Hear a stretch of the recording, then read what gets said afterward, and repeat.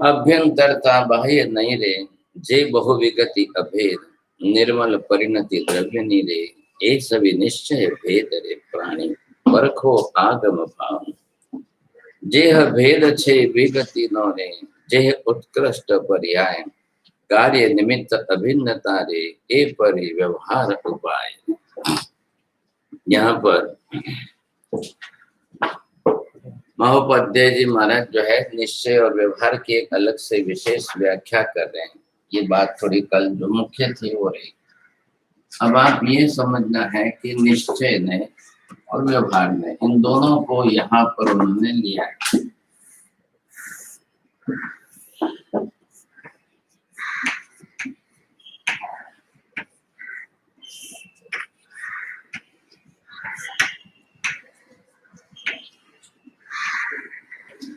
अब ये निश्चय ने को किस तरह से किस भाषा में कहते हैं, ये पहले हेतु समझने जैसा है।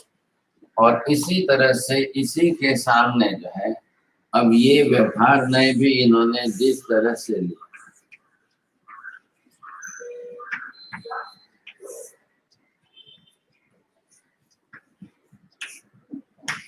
अब एक व्याख्या, फिर दूसरे तरीके से दूसरी व्याख्या और तीसरी।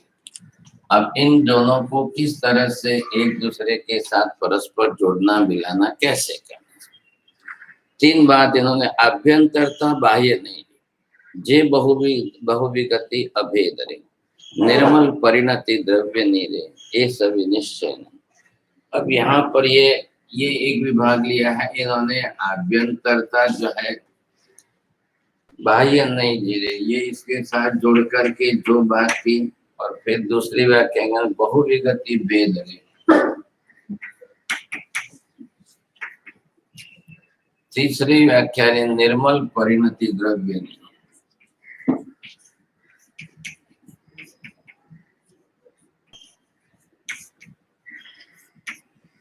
अब इधर आप देखेंगे, जेह भेद छे विगति नवे,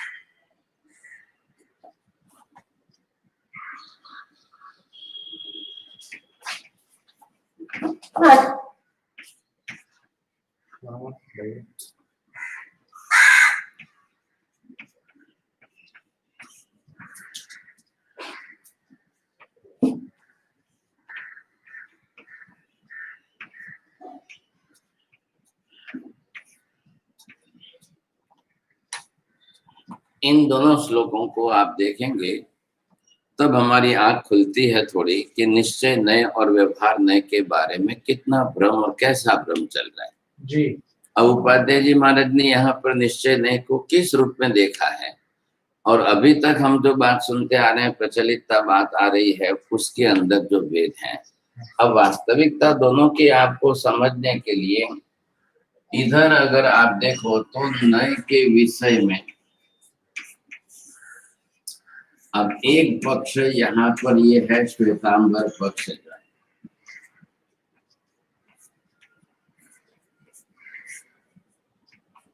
श्वेतांबर पक्ष के अंदर यहाँ पर जो है जिन भद्र गणी क्षमा श्रमण ने विशेष आवश्यक भाषण, उमा स्वती महाराज ने जो है वो तत्वार्थ में लिया। फिर जो है आते आते ये आया सन्मति तर्क के अंदर सिद्ध से दिवाकर सूरी महाराज ने लिया। और फिर उपाध्याय जी महाराज ने जो है ये द्रव्य, इनके भी ग्रंथ जो अलग अलग है वो है नयोपदेश है, नए रहस्य है और नए रत्नाकर की तीसरा क्या नाम है, और प्रमाण नहीं तत्वालोक। और तो यशोरी वायु नहीं है, वादी देव सुधीर महाराज का ग्रंथ है। ये एक ग्रुप हो गया, समूह हो गए। धुरंधर जो है, बड़े बड़े धुरंधर, इन्होंने जो ग्रंथ लिखे, मतलब अधिकारी ग्रंथ है ये। इधर आप दूसरे विभाग के अंदर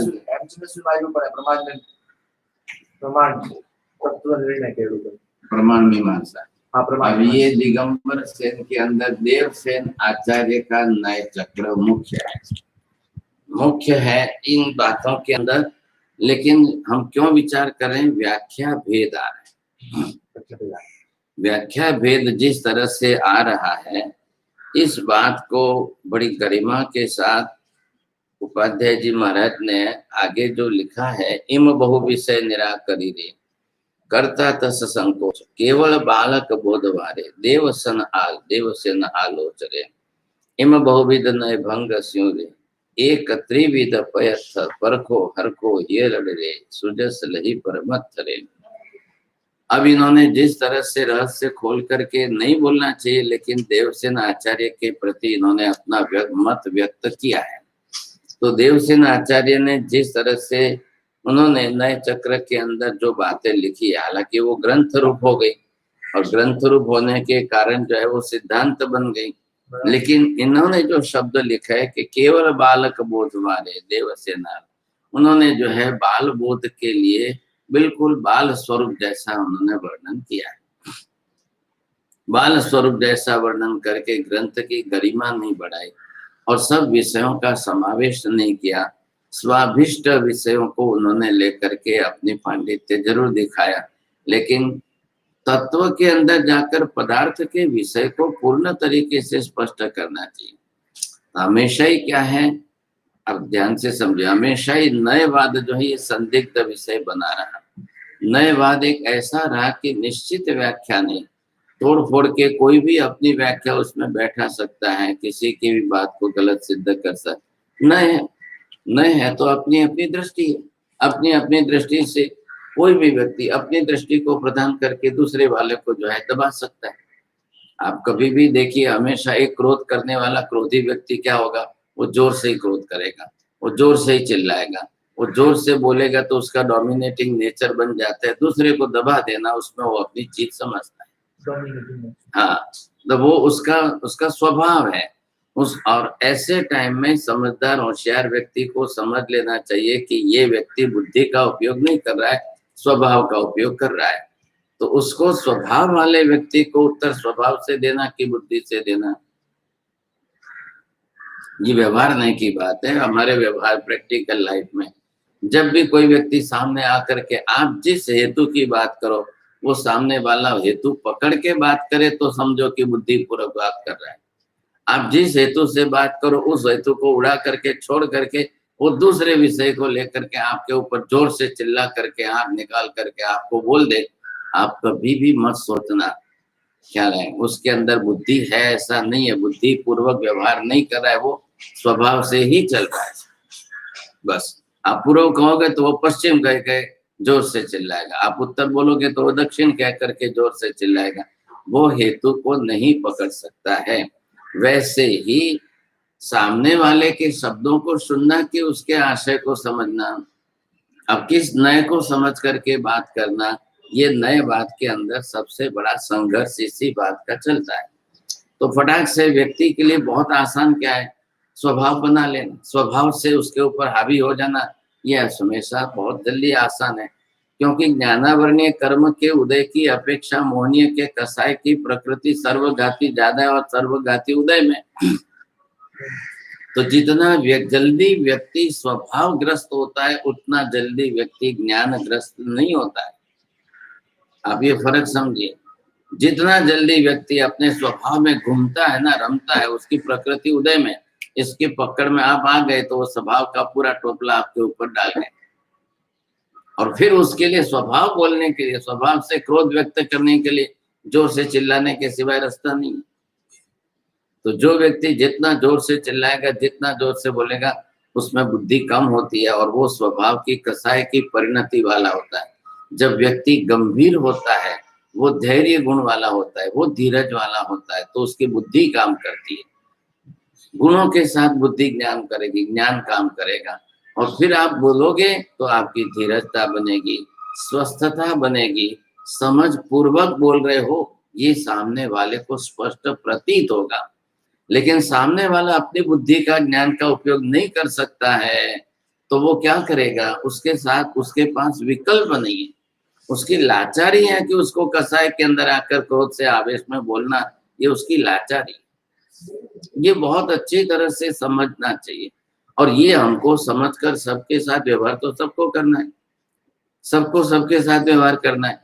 तो ये मन के अंदर अवधारणा पक्की रख करके व्यवहार करो, तो आप लोगों को पहचान सकोगे, किसी की लेशिया समझ सकोगे, किसी की कसाय परिणति को समझ सकोगे, और किसकी ज्ञान क्षमता है उसके साथ व्यवहार करने में आपको आनंद आए जी। बहुत अच्छा लगेगा। मैंने परसों एक भाई को कहा कि आपको मैं इसलिए धन्यवाद देता हूँ कि आपने एक अच्छे सज्जन व्यक्ति का सत्संग कराया, एक अच्छे सज्जन व्यक्ति का परिचय करा, उसके साथ से काम करने के लिए दिया, तो बड़ा अच्छा लगा। बिना क्लेश कसाय के निर्दोषता से बहुत जल्दी यथाशीघ्रम इतना जल्दी काम हो गया। मैंने उनको सामने से धन्यवाद दे के आपको धन्यवाद दिया हूँ, इसलिए दे रहा हूँ कि आपने बहुत अच्छे सज्जन व्यक्ति से व्यवहार कराया, तो अच्छा लगा। वो बौद्धिक आनंद ही है ना, बिना क्लेश कसाय के सरलता से ज्ञान पूर्वक बुद्धि से काम सहज हो गया, ये विशेषता थी। यहाँ पर देवचंद्र जी देवसेन महाराज जो है दिगंबर मताचार्य है, उन्होंने नए चक्र का ग्रंथ निर्माण किया और प्रधान रूप से निश्चय व्यवहार की बातें की। अब इधर देखिए, उपाध्याय जी महाराज निश्चय व्यवहार की दोनों व्याख्या के लिए 22वीं और 23वीं दो गाथा के अंदर 3-3 लक्षण दे रहे, और सर्व सामान्य लोगों की बुद्धि में नहीं है। हर किसी के सामने निश्चय नहीं की बात आए कि बस वो सिर्फ एकांत निश्चय को ही पकड़ता है। निश्चय और एकांत निश्चय, इस दो में भेद ही नहीं कर पाते, यहाँ तकलीफ होती है। जैसे ही निश्चय की बात आई, जैसे ही निश्चय की बात आई कि एकांत निश्चयवादी हो जाता, ये गलती है। अब ये भेद आना चाहिए, समझ में आना चाहिए, तो आप उसमें से बाहर निकल सकेंगे, नहीं तो निकलेंगे। एकांत निश्चय मिथ्या है, निश्चय नए सही है, निश्चय नए सम्यक दर्शन के लिए उपयोगी है, निश्चय नए सम्यक ज्ञान के विषय में आता है, उसकी परिसीमा है। एकांत निश्चय मिथ्या बन गया, एकांत निश्चय घातक बन गया, ये पहले समझना आना चाहिए। दूसरा है व्यवहार, ठीक उसी तरह से व्यवहार में बैठाओ। एकांतिक व्यवहार करोगे तो वो व्यवहार नए से आपका गलत सिद्ध हो जाएगा। भाई नए तो है ही अपेक्षाग्राही, अब नए को अंशग्राही बताया इसलिए, जिस अंश के द्वारा व्यवहार करना लेकिन पूर्ण व्यवहार न हो वो उसको कहते हैं नए। बोलो, जिस अंश के साथ व्यवहार करना पूर्ण व्यवहार न करना उसे कहते हैं नए। बरोबर है। तो आपने अंश को ग्रहण करके आंशिक बुद्धि बनाई, अब आंशिक बुद्धि से या व्यवहार करोगे तो ही नए है। लेकिन मैं आंशिक बुद्धि से व्यवहार करते समय मेरा नए तो सामने लूं, लेकिन दूसरों का नए सामने ना लूं, यही तो हो रहा है ना पक्ष में। पक्ष विपक्ष बन कैसे रहा है, जो सामने वाला बोले उससे विरुद्ध मैं बोलूं तो ही मेरा नए, तो मैं विरोधी कहलाऊं? नहीं। यहाँ तो उपाध्याय जी ने और भी ज्यादा अच्छे शब्द लिखे कि देवसेनाचार्य की कुछ बातें जो योग्य अच्छी वो उसको हम ग्रहण कर रहे हैं क्या, लेकिन उनको ये गलती नहीं करनी चाहिए थी। निश्चय नय का पूर्ण स्वरूप समझाते समय लिख रहे हैं, ग्रंथ लेखन कर रहे हैं, तो निश्चय नय की सर्वांगीण व्याख्या करके पूरा उसको सिद्ध करना चाहिए। उन्होंने एकांश को सिद्ध करके ही निश्चय नय का नाम क्यों दिया, तो लोग भ्रम में पड़ेंगे। अब उससे क्या समझना, इससे देवसेनाचार्य जी की अधूरा अपूर्णता है वो सिद्ध हो रही है कि नए का सिद्ध पूर्ण अधूरा सिद्ध हो रहा है कि व्याख्या गलत सिद्ध हो रही है। तो इन्होंने खराब शब्द तो नहीं लिए, इतना ही कहकर के छोड़ दिया कि ये बाल बुद्धि की तरह से प्रयोग कर रहे हैं, बस इतना कहकर के इन्होंने छोड़ दिया।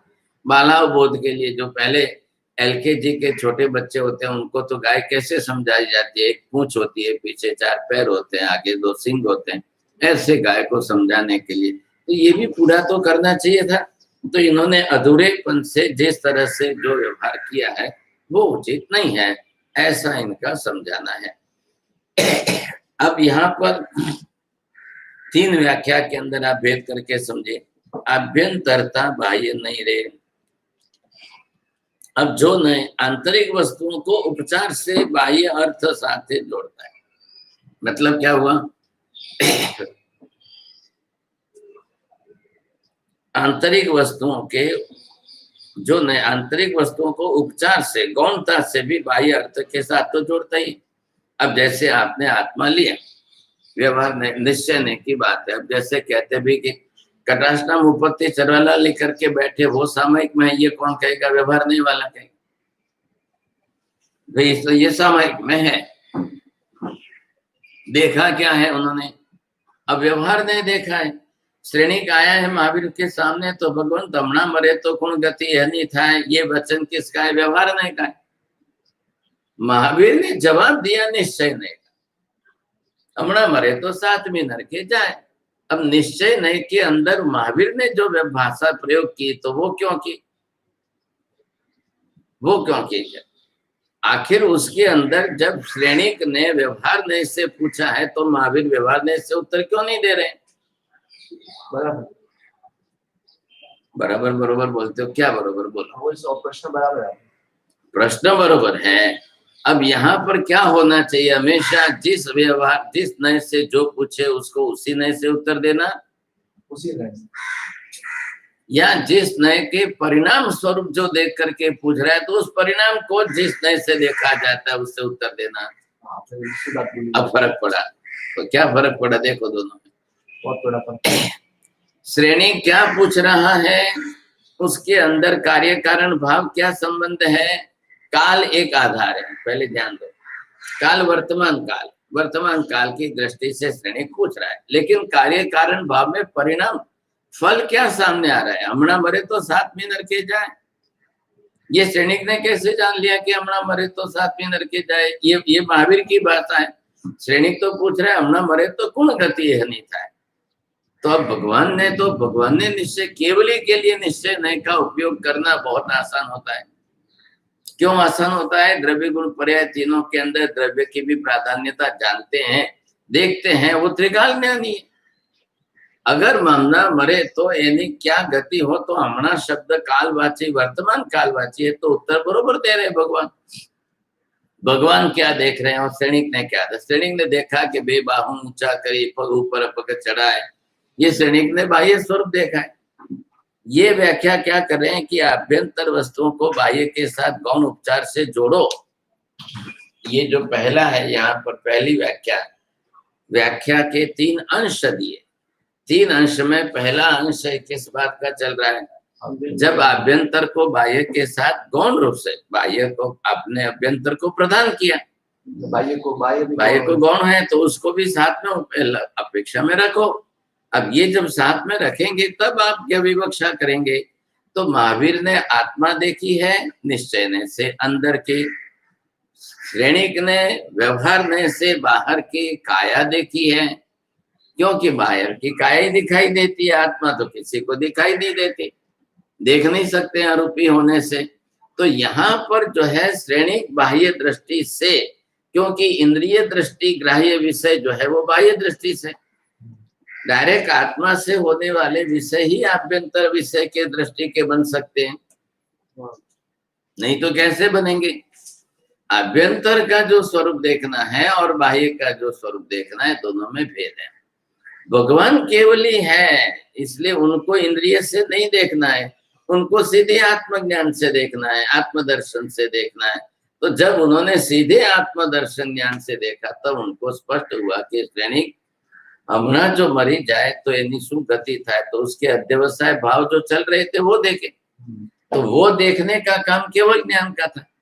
श्रेणिक तो बाह्य दृष्टि से उनके अध्यवसाय भाव परिणाम को तो नहीं देख सकते। ये आत्मा सामायिक लेकर बैठे हैं, अभी ये भाई साहब सामायिक में है, तो व्यवहार नहीं से ही व्याख्या होगी, भाषा प्रयोग होगा।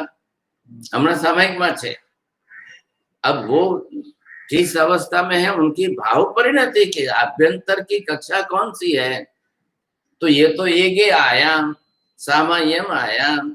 अब आत्म भाव की समता जब प्रकट में हो तब आत्मा को सामायिक में कहना चाहिए। क्या समझा? तो आत्मा जब सामायिक के भावों में हो तो उसे समता कहना चाहिए। समता का भाव निरंतर बहता हुआ हो, प्रकट हो, तब वो आत्मा सामायिक में कहलाएगी। अब ये व्यवहार नए से उपकरण लेकर के सामायिक की क्रिया में बैठे हैं तो व्यवहार क्रिया प्रधान हुआ। अब व्यवहार क्रिया प्रधान हुआ तो व्यवहार करना गलत है कि सही है? बस आभ्यंतर बाह्य में घनी लाइनों पर देखा है जिसे खाली आभ्यंतर बाह्य नहीं पड़ जाती है। नहीं होता है ऐसा, कौन सा आएगा? आप पहले ध्यान रखो, पहले कहाँ पर जाओ? पदार्थ स्वरूप में। पदार्थ स्वरूप में क्या लिया आपने? द्रव्य गुण पर्याय। अब द्रव्य गुण पर्याय लिया तो द्रव्य तो सबके केंद्र में आएगा कि नहीं आएगा? अब द्रव्य केंद्र में आया तो अब उसके साथ गुण जो है वो भेद है कि अभेद है? फिर पर्याय का भेद है कि अभेद है? देखो, बोलने की भाषा अलग है और पदार्थ का स्वरूप अंदर अलग है। आप जब विवक्षा करोगे तो अंतर में कौन है? अंदर द्रव्य। तो अंदर में द्रव्य है तो द्रव्य की बुद्धि रखो साथ में, और द्रव्य गुण वाला है तो गुणवान साथ में रखो। अब रही का पर्याय से देह काया सामायिक में बैठी है और द्रव्य से आत्मा निश्चय नए से उसके समता के ज्ञान समता गुण में रमता है कि नहीं? बस अब यही बात है। अब बाह्य दृष्टि से देखने पर पर्याय ही दिखाई देने वाली है, इसलिए व्यवहार नहीं ही प्रधान बनेगा। अरे ख्याल में जो 2 दिन व्याख्या हमने देखी 2-3 दिन तक, वो क्या थे? पर्यायार्थिक को ग्रहण करना। वो पर्यायार्थिक, हाँ, निश्चय नए में व्यवहार द्रव्यार्थिक नए प्रधान है, लेकिन प्रधानता के साथ में पर्याय का पर्यायार्थिक की गौणता भी है उसमें, वो अभिप्रेत है। तो उससे है जो सीधा केवल ज्ञान करे बैठा बैठा, उस समय तो वो सामायिक में लाएगा कोई बाह्य तो बाह्य नहीं भी हो तो क्या हुआ? तो सामायिक में नहीं, कोई केवल ज्ञान प्राप्त करने के लिए सामायिक होनी जरूरी है क्या? लगना कि छवि में बैठे हुए गुण सागर। हाँ, तो हुआ ना, केवल ज्ञान हुआ तो वहां पर बाह्य की प्राधान्य नहीं, आभ्यंतर से उस कक्षा में गए। गौण तो चाहिए ना, गौण का गौण गौण उनके आत्मा उस समय रमणता में थी तो वो क्या है? फिर तो आभ्यंतर हुआ ना, बाह्य बाह्य नहीं है ना, बाह्य नहीं है, आभ्यंतर प्लस बाह्य। आभ्यंतर अंदर है और बाह्य सामने। हाँ। तो बाह्य के साथ भेद है कि अभेद है? जब आप भेद अभेद करेंगे तब, और भेद अभेद नहीं करोगे तब बाह्य है और आभ्यंतर है, तो बाह्य गौण हुआ कि प्रधानता द्रव्य की, आभ्यंतर की आभ्यंतर की प्राधान्यता हुई तो बाह्य की गौणता ले लो। आत्मा के भाव ही उस समय इस तरीके की कक्षा में चढ़ गए हैं, तो वो आत्मा भाव की उसकी कक्षा वो वहां पर पूर्णता को प्राप्त कर रही है, तो तुरंत बाह्य आ गए। मरुदेवा माता को केवल ज्ञान हुआ तो हम बाह्य बाह्य कहाँ पकड़ेंगे? बाह्य था ही नहीं था, तो नहीं था तो मतलब क्या नहीं था? करेमी बनते से उनका सर्ववृत्ति धर्म नहीं था, इसीलिए तो ये भेद किया गया कि सर्ववृत्ति के बिना भी चौथे गुणस्थानक पर भी आत्मा को केवल ज्ञान हो सकता है। चौथे गुणस्थानक पर तो क्या हुआ? गुणस्थानक तो भारतीय तो चक्र वापस पड़ी ना। गुणस्थानक कौन सा था वहां पर? बाह्य से कौन सा था? बाह्य से। बस, तो बाह्य से तो 5वां भेष वगैरह कुछ भी नहीं था, फिर भी हुआ कि नहीं हुआ? तो वो बाह्य से तो किस कक्षा में थे और चौथे में किसका? अब भरत चक्रवर्ती चौथे पर थे कि नहीं थे? फिर अब श्रेणिक महाराजा चौथे पर थे तब भी उन्होंने तीर्थंकर नाम कर्म उपार्जन कर लिया। अब वो लेकर के दूसरे सभी उसको नियम न बना ले, सिद्धांत न बना ले। तो लोग सर्वसामान्य भूल करते हैं, कहाँ करते हैं? अपवाद को सिद्धांत बना लेते हैं। ख्याल आया कि नहीं? मरुदेवा माता का किस्सा अपवाद है, भरत चक्रवर्ती का किस्सा अपवाद है, वन पृथ्वी चंद्र गुण सागर का किस्सा अपवाद है। मतलब अपवाद मतलब किसमें? कि जहां सिद्धांत की सर्वांगीणता पूर्ण रूप से नहीं सिद्ध होती वहां अपवाद। ये राजमार्ग नहीं है। तो यहाँ पे जो तीन भेद स्पष्ट करना, अब राजमार्ग नहीं है तो तीर्थं दूसरे भरत चक्रवर्ती जैसे को आरिसा बोध में केवल ज्ञान हो जाता है तो तीर्थंकर को अपने आरिसा बोध में घर में बैठे केवल ज्ञान क्यों नहीं हो जाता है? तो तीर्थंकर के लिए क्यों नियम बन गया? दीक्षा लेंगे तो ही केवल ज्ञान होगा, नहीं तो नहीं होगा। ये उनके लिए क्यों नियम बना, दूसरों के लिए नियम क्यों नहीं है? दूसरों के लिए नियम क्यों नहीं बनाया इन्होंने? तो दूसरों के लिए मतलब किसके लिए? तीर्थंकर सिवाय के कोई भी हो उनके लिए। अब नियम बनता है तो दृष्टांत सामने है, उनके आधार पर बनेगा। तो अनंत काल में भी किसी भी तीर्थंकर को घर बैठे केवल ज्ञान नहीं होगा, बिना दीक्षा लिए केवल ज्ञान नहीं होगा। लेकिन दूसरों के लिए संभावना है, निषेध तो नहीं है ना। ऐसे जो निमित्त हो रहे हैं उसको स्पष्ट करने के लिए यहाँ पर ये विधान है। उस विधान से निश्चय नए व्यवहार नए जो बनते हैं, तो ये तो भी वही सामने प्रैक्टिकल क्या हो रहा है ना, मरुदेव माता को हुआ उसका तो निषेध नहीं कर सकेंगे आप। श्रेणिक ने निश्चय नए में रह करके, सम्यक दर्शन में रह करके तीर्थंकर नाम कर्म उपार्जन कर लिया, अब इसका निषेध तो नहीं करेंगे। हुआ तो है, महावीर की उपस्थिति में हुआ है, महावीर के कहने पर हुआ है, महावीर खुद थे और हुआ है। अब आप लोग क्या करेंगे, अपवाद मार्ग को प्राधान्य बना लेंगे। सैनिक राजा क्या समाई करी थी, सैनिक राजा जैसे क्या नवकाशी करी थी, सैनिक राजा क्या समाई करी थी, अब उसको लेकर के लोग अपना सिद्धांत बना ले, ये गलती है। इसको लेकर के हमारे अपने जीवन के लिए सिद्धांत नहीं बनाना है। ख्याल है कि सैनिक के जीवन की परिस्थिति उनके लिए जो थी वो थी, आप उनको स्वीकार करिए, वहां तक वो सीमित है, उसी को लेकर के चलिए। अब उसको अलग करके आप मत करिए, बस बात इतनी सी है। तो अलग करने के लिए व्यवहार नए और निश्चय नए, निश्चय नए ने यहाँ पर आंतरिक वस्तुओं को उपचार से बाह्य अर्थ के साथ जोड़ा है। और दूसरा भेद ये किया है कि सर्व व्यक्तियों का अभेद करके, और तीसरी व्याख्या की कि द्रव्य की निर्मल परिणति के प्रधान। तो कहाँ भाव प्रधानता आई, कहाँ क्षेत्र प्रधानता आई, कहाँ द्रव्य प्रधानता आई, आप तीनों को अलग अलग तरीके से लेकर के जोड़िए, तब जाकर के व्याख्या बनती है। तो इन्होंने द्रव्य क्षेत्र का अलग भाव इनके साथ लेकर के द्रव्य से किसमें, व्यवहार से किसमें, और आभ्यंतर परिणति से एक अंश दिया इन्होंने आभ्यंतर परिणति का। तो सिद्ध देवसेनाचार्य एक अंश को ही लेकर के चल रहे, वो तीनों प्रकार के लक्षण से व्याख्या नहीं कर रहे, और नहीं करके उन्होंने एक से किया, तब वो एकांतिक हो गया। कहने का मतलब एकांतिक क्यों बनता है, निश्चय तो हुआ, निश्चय नए से ही आपने व्याख्या की है, लेकिन निश्चय नए को एकांतिक करके व्याख्या करने पर दूसरे लक्षण का, दूसरी व्याख्या का अंश उड़ जाता है। अब ये तो समझिए पहले। तो यहाँ पर अगर ये दो की व्याख्या के अर्थ आपने उड़ा दिए और एक अंश को लेकर किया, उसी की पकड़ हो गई, तब जाकर वो एकांत निश्चय बन गया, नहीं तो एकांत निश्चय बनता नहीं। तीनों अर्थ क्या वही था। अब खोलो ना, गाथा है सामने, 22वीं गाथा देखो। अभ्यंतरता बाह्य नहीं रे, जे बहु विगति अभेद, निर्मल परिणति द्रव्य नहीं रे, ये सभी निश्चय भेद। अब निश्चय से आपको जो भेद करना है, तो वो निश्चय नए का स्वरूप कैसे जानेंगे आप? आंतरिक वस्तुओं का बाह्य के साथ उपचार करना, गौण करना, और सर्व वस्तुओं के साथ अभेद करना, सर्व व्यक्तियों के साथ, और द्रव्य की अपनी खुद की अंदर की आंतरिक परिणति की निर्मलता देखना। ये तीन इन्होंने विभाजन करके बताए हैं। स्पष्ट वही कर रहे हैं। अब इसी के लिए तो खोला है। अब यहाँ पर इसको खोलने के लिए आप ये देख लो, ओघा मुपत्ति वेशधारी साधु। अब ये कौन कहेगा व्यवहार में से। अब अंत तीसरी व्याख्या ये क्या है, निर्मल परिणति से साधु।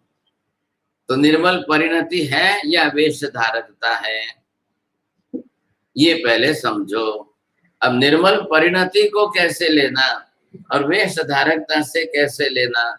अब उसके मन में अगर ये है कि कौन देखता है, किसको पता चलता है, मैं मेरी रूम बंद करके रात को भी खा लूं तो किसको पता चलता है, तो वहां क्या आया, वेश धारकता होते हुए भी अंतर परिणति नहीं है, तो वो निश्चय नहीं से तो साधु कहलाएगा ही नहीं, उसकी परिणति सर्वथा विपरीत चल रही।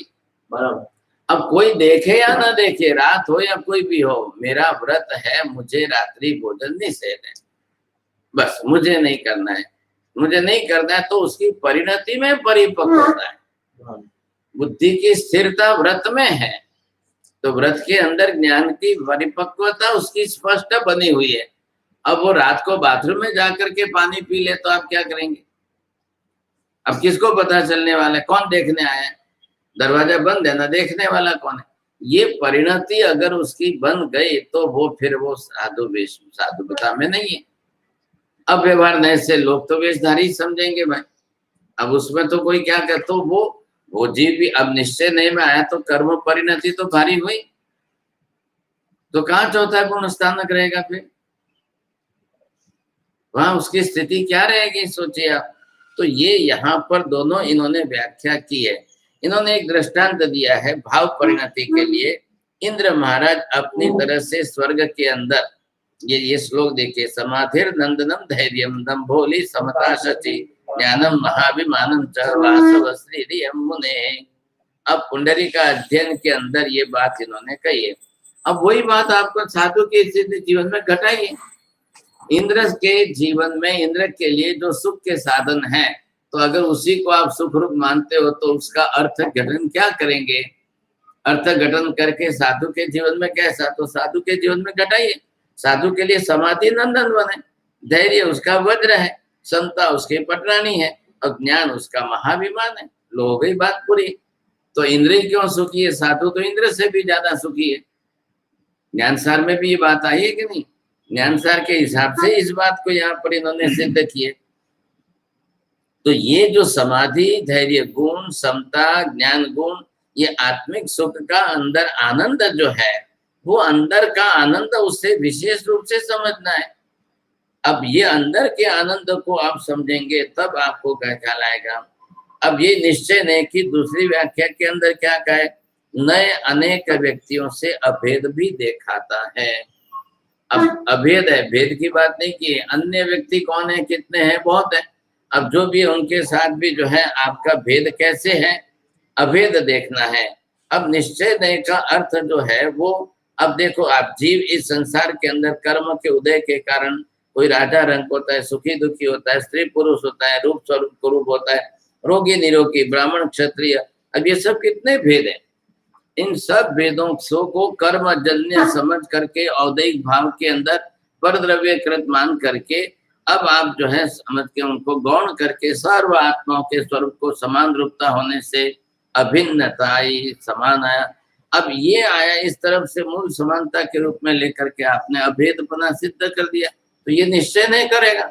ये द्रव्यार्थी नहीं सिद्धेगा। बिल्कुल आपने देखा, लेकिन पहला मूल कारण अंदर से क्या देखना है, कर्म उदय के कारण संसार में ये से ऐसे ऐसे सब भेद होते हैं। जाति भी समान है। हाँ, जाति से तो द्रव्य आत्मा सभी एक सरीके एक समान है, ये क्या लायक है। लेकिन ये जो इन्होंने भेद किया, अब वैसे अभी आपने 2-3 बार सुना है तो आपको ध्यान में आया होगा, अद्वैत वेदांती शंकराचार्य क्या कहा इन्होंने, अद्वैत वेदांती शंकराचार्य एकांत निश्चयवादी है, ये ध्यान रखना। मात्र निश्चयवादी नहीं, एकांत निश्चयवादी। अब एकांत निश्चयवाद को लेकर चलेंगे तो उनके वहां पर भी झगड़ा है। ये क्यों है झगड़ा? अद्वैत वेदांती कुछ कहेंगे, द्वैत वेदांती कुछ अलग दूसरा ही कहेंगे, विशिष्टाद्वैत वेदांती कुछ तीसरा ही अलग कहेंगे, द्वैताद्वैत वेदांती कुछ अलग ही कहेंगे। ऐसे करके उनके अंदर वैदिक मत के मानने वालों में वेदांती होते हुए भी 30-40 भेद है। क्या है वेदांती है, लेकिन सबके भेद अलग अलग है, तो अलग अलग दृष्टिकोण से। लेकिन ये हमें, हाँ हमें है। आपने माधवाचार्य का ग्रुप देखा है, अलग है, शंकराचार्य का अलग है। माधवाचार्य शंकराचार्य का भेद अलग अलग होने से एक दूसरे को नहीं मानते। तो शंकराचार्य गए उत्तर भारत में, माधवाचार्य इधर दक्षिण भारत में आए, फिर इधर पूर्वी भारत के, फिर बंगाली जो अलग है, बिहारी वेदांती अलग है, बिहारी वेदांती जो है बंगाली वेदांती, और इधर बनारसी वेदांती। तो ये देश क्षेत्र काल के अंदर सबके अलग अलग मतभेद पड़ गए। तो द्वैताद्वैत वेदांती कौन अलग? द्वैत भाव में क्या है, दो पदार्थ स्वीकार करना है, अद्वैत भाव में दूसरे का निषेध करके एक का ही, ब्रह्म सत्यम जगत मिथ्या, जगत का मिथ्या स्वरूप अंश कहना, ब्रह्म कोई सत्य कहना, ब्रह्म इति आत्मा। लेकिन यहाँ ये किस तरीके से है सब, इसका अगर जैन दर्शनकार उस ब्रह्म शंकर भाष्य का अर्थ करे तो अद्भुत अर्थ हो जाएगा कि आपने एकांत निश्चय नय से आत्मा के अस्तित्व को स्वीकार करके और जगत को मिथ्या। अब उनको क्या हुआ, उनको नयवाद नहीं आता था, इसलिए भाषा प्रयोग करना नहीं आया।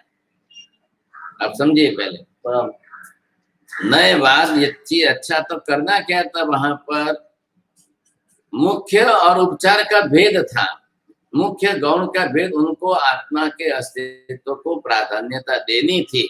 इसका मतलब जगत के अस्तित्व का निषेध नहीं करना था। फिर आगे इस बात को पकड़ने वाले नहीं है वैशेषिक। आप ध्यान रखो, अलग समझो। पहले शंकराचार्य का मत अलग है, निश्चय नयवादी, एकांत निश्चय नयवादी। अब शंकराचार्य के मत से बहुत वर्षों के बाद नैयायिक आए। पहले से ही सभी नैयायिक शंकराचार्यवादी नहीं थे कि या शंकराचार्य मत वाले सभी पहले से नैयायिक नहीं थे, ये थे ही नहीं उस समय नैयायिक वैशेषिक। ये तो बाद में आए, कणाद ऋषि वगैरह। आपको मालूम है ना, आप तो पढ़े लिखे इतिहास में, कणाद ऋषि वगैरह जो है, औलुक्य मत वाले जो है वो कणाद ऋषि है, ख्याल है। तो ये सब बाद के हैं, बहुत बाद के हैं। लेकिन उसके पहले शंकराचार्य ने तो अपने मत से सिद्धांत की स्थापना कर दी है। लेकिन उनको नयवाद की भाषा यदि अच्छी आती होती या साधवाद की भाषा वो सीखे होते और समझे होते तो ब्रह्म सत्यम जगत मिथ्या नहीं कहते। आप आया समझ में? ब्रह्म आत्मा को मुख्य प्राधान्यता जरूर दो, लेकिन दूसरे का अपलाप या निषेध मत करो, गौणता रखो। नयवाद में अंदर क्या किया है, नयवाद में जैन दर्शन ने विशेषता क्या की, अपलाप नहीं किया, निषेध नहीं किया, गौण मुख्य भाव से विधान किया। बस बात इतनी सी। अब गौण मुख्य भाव का विधान करने की दृष्टि से जब इन्होंने प्राधान्यता दी है किसकी और गौणता किसकी की है, ये आपको समझना है बस। अब इधर क्या हुआ, इन्होंने ब्रह्म सत्यम जगन मिथ्या, अगर जैन इसका अर्थ करे तो कैसे करेंगे, निश्चय नय व्यवहार नय से, बोलो। उनका सूत्र है ना शंकराचार्य, ब्रह्म सत्यम जगन मिथ्या। अब इसका अर्थ कैसे करना, ब्रह्म ही सत्य और ब्रह्म बोलो, ब्रह्मा मत बोलो, ब्रह्मा देव ना, देव हो जाता है, ब्रह्म मतलब आत्मा। आत्मा ही की आत्मा दूसरे पर्याय नहीं, आत्मा ही एक सत्य है, आत्मा ही सत्यम, यहाँ सद इति भावम, आत्मा ही सद इति भावम विद्यमान था। आपने सत्य का अर्थ क्या कह दिया, उस अर्थ में सत्य को ले गए। आत्मा त्रिकालिक विद्यमान है। हाँ हाँ, और जो वो जगत मिथ्या, जगत जो है, जगत का स्वरूप जो है वो सब विनाशी है और आत्मा अविनाशी है। उधर अब पहले आत्मा का धर्म जो लिया वही धर्म लेना चाहिए कि नहीं? तो आत्मा जो है तो आपने उस धर्म क्यों बदल दिया? और जो बाकी जगत के बाकी उद्गत वगैरह पदार्थ जो है वो सब जो है क्षणिक विनाशी। बात तो वही आई ना, धर्म बदल दिया कि नहीं? उधर आत्मा के लिए तो ये धर्म नहीं लगाया था, इधर क्यों लगा रहे? मैं वही कह रहा हूँ कि आत्मा है, आत्मा का अस्तित्व है, दूसरे का अस्तित्व नहीं है। पहले अस्तित्व लो ना, अस्तित्व नहीं भी अस्तित्व लो तो बाकी दूसरों का अस्तित्व नहीं है, ऐसा नहीं बोलना है आपको, गौण है। हाँ गौण है, आपको ये समझना है ना। तो एक में निश्चय नय और व्यवहार नय में क्या लेना है आपको, पर्याय इधर लो, द्रव्य इधर लो। आत्मा, अब कैसे भाषा सुनो आप, आत्मा का अस्तित्व है, बरोबर। तो यहाँ आपने अस्तित्व को सिद्ध करके ब्रह्म सत्यम, सत एव इति सत्यम, आत्मा का अस्तित्व है, लेकिन आत्मा का अस्तित्व बाह्य जगत मिथ्या मतलब पुद्गल रूप में नहीं है, पर्याय रूप में नहीं है। आ रहा है समझ में आप? पर्याय रूप में नहीं है वो। स्याद्वाद भी बैठ गया और स्याद्वाद बैठा करके अब आप एक ग्रंथ लिखो, शंकराचार्य के पूर्ण भाष्य को स्याद्वाद की दृष्टि से लिखो, फिर उनका ही ग्रंथ उनके सामने रखो।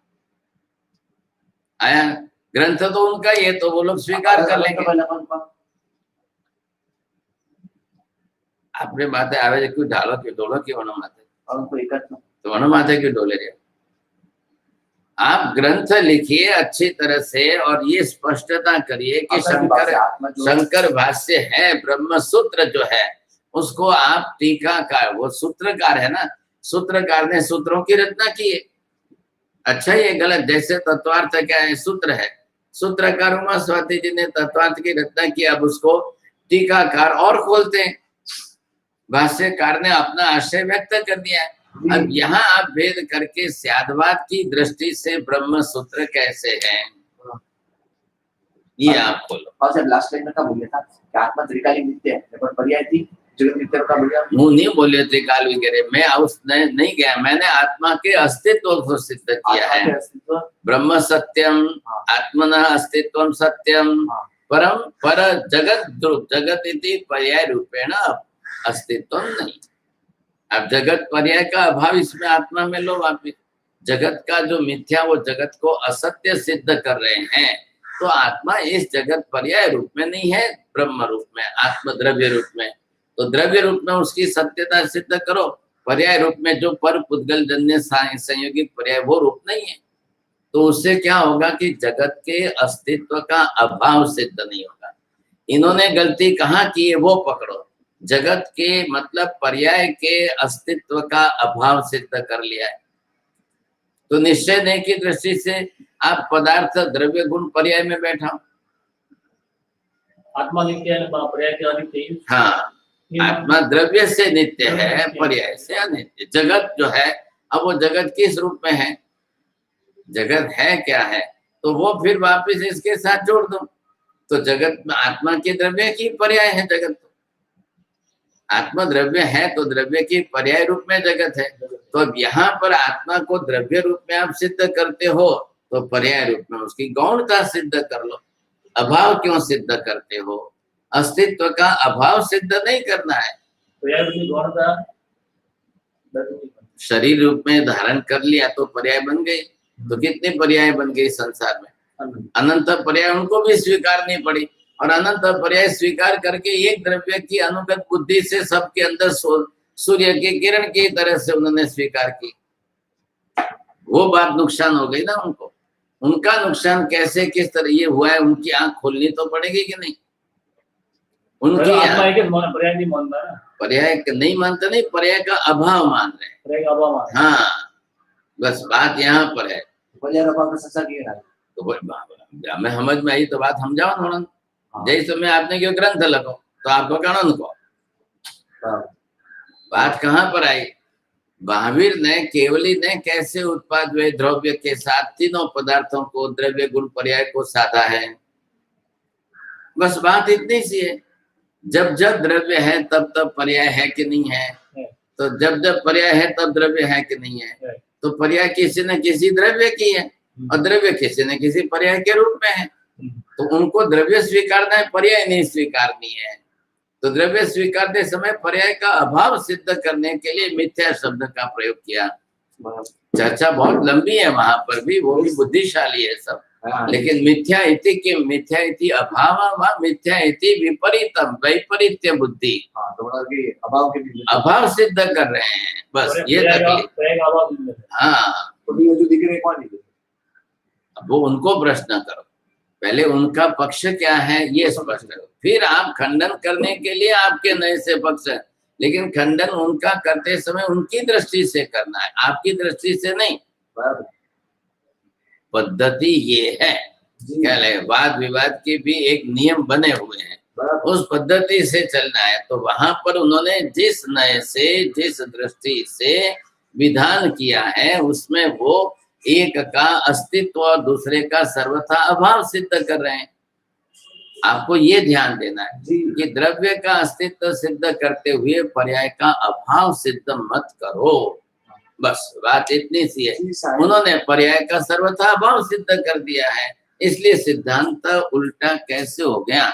ये द्रव्यानुयोग पढ़कर मैं एक सलाह देता हूँ, शिखामण शिक्षा सलाह देता हूँ कि किसी भी बात को आप किस तरह से बैठा सकेंगे, ख्याल है कि नहीं। ये द्रव्यानुयोग कलहकारी नहीं है, कलह को मिटाने वाला है, कलह निवारी है, बहुत अच्छा शब्द है। तो ये हेतु आपको आना चाहिए।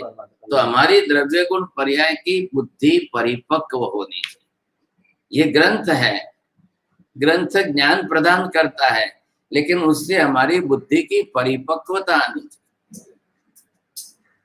तो पढ़ने का फायदा है, जी नहीं तो पढ़ने का फायदा क्या होगा? खाली लिस्ट के लिए नाम लिखा दो, मैंने ये ग्रंथ पढ़ा है, मैंने ये ग्रंथ पढ़ा है, मैंने ये ग्रंथ पढ़ा है, ऐसे नहीं। लेकिन बुद्धि की परिपक्वता जब आएगी तो संसार में कदम कदम पर क्लेश कसाय के कारण तो आएंगे ही आएंगे। श्री आनंद भाई। अब मान लो कि दुनिया में लोग नहीं जानते, धीरे धीरे इन ग्रंथों का लोप होता जा रहा है, लोग अभ्यास नहीं करते जा रहे, पढ़ते नहीं है, तो ऐसे मूल ग्रंथों का जब जिस समय लोप होता जाएगा तब क्या हालत होगी? No problem. फिर पढ़ने वाले मिलेंगे कौन? आज आप 10 जगह जाओ, 10 वर्ष के अंदर 10 समुदाय के साथ आपका मेल जोल जब हो, मिलना जुलना जब हो, तो कोई इन बातों की चर्चा करने वाले ही नहीं मिलेंगे, जी कोई विचारणा करने वाले ही नहीं मिलेंगे।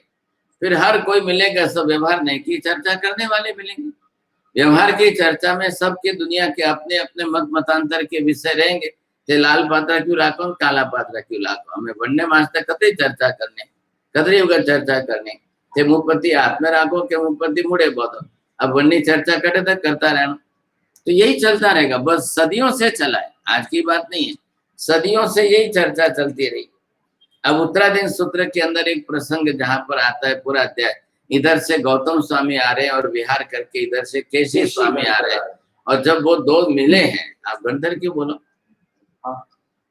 गच्चाधिपति केशी स्वामी, जी हाँ गणी है, आप गणधर शब्द मत बोलो, गौतम स्वामी गणधर है। उत्तराधीन में गणधर शब्द प्रयोग है। 500 देखे नाम जो काले, काले नाम। हाँ ले। अब यहाँ पर जो है, क्योंकि पार्श्वनाथ भगवान के जितने गणधर हैं उनके नाम भी साथ में लेके आना, वो भी नाम साथ में जोड़। कैसी है? 8 गणधरों में कैसी नाम है? शुभ स्वामी, यश स्वामी, મને લાઈન યાદ કરાવો તો 12 બોડી છે वो आपने तो हैंग आवे बरोबर है, याद देवानो और मारो काम नहीं। अरे ना आप शुभ स्वामी यश स्वामी आते हैं, जो गौतम स्वामी ने जो बलेरिया है एक गंधर नहीं मैं बोल पहला कोई बोलिया वो तो कटे केरियो गंधर पहला कोई बोलिया था, अधिसो वर्ग गंधर नहीं है वे चिंता मैं आप बोलिया जब पहला क्यों बोलिया था? और वटे प्रयोग की तो गंधर वनी टीका में लख्यो गंधर के तो गच्चाधिपति जो गच्चा ने धारण करे वो गंधर स्पष्ट लख्यो खुलासा शांति सूरी तो बरोबर है, तो बात पूरी हो गई। गणधर शब्द वहां सूत्र में नहीं है, आप अध्याय में देखना, सूत्र में है, सूत्र में, अच्छा सूत्र में है।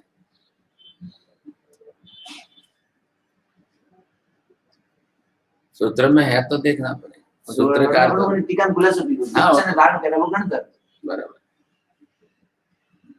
अब यहाँ पर जो विशेष अर्थ है, हाँ तो क्या बात थी कि गौतम स्वामी मिले और केशी स्वामी मिले, अब उनके बीच में दिन भर जो मिले रहे उनकी सौहार्दपूर्ण चर्चा इतनी रही, वो सारा विषय लिखा गया इस, और वो सारा विषय लिखा गया तब लगता है कि कितने गरिमापूर्ण थे, कितने गंभीर थे और कैसी बातचीत की है। क्या है एक जिये जिया पंच पंच जिये जिया दस दसौ जिनितानम सर्व सत्तु जिनाम हम। अब ये बात करके जब वो अर्थ कर रहे हैं, व्याख्या दे रहे हैं, तो लगता है कि इतनी अच्छी गरिमापूर्ण चर्चा और कहीं रत्ती भर का क्लेश कसाय नहीं। अब प्रसंग तो हमारे भी आते, हमारे भी जीवन, मेरे को भी 52 वर्ष में दीक्षा लिए तो कितनी बार कितने लोगों को मिलना हुआ, किस समुदाय के, किस गच्छाधिपति के, किसके साथ अलग अलग साथ, लेकिन कोई इन चर्चों विषयों की निश्चय नहीं, व्यवहार नहीं की बात ही नहीं करते। कोई शायदवाद की बात करता, मैंने 52 वर्ष में एक जन के साथ मेरा संपर्क नहीं हुआ, शायदवाद के विषय की बातचीत करना वही नहीं हुआ सब।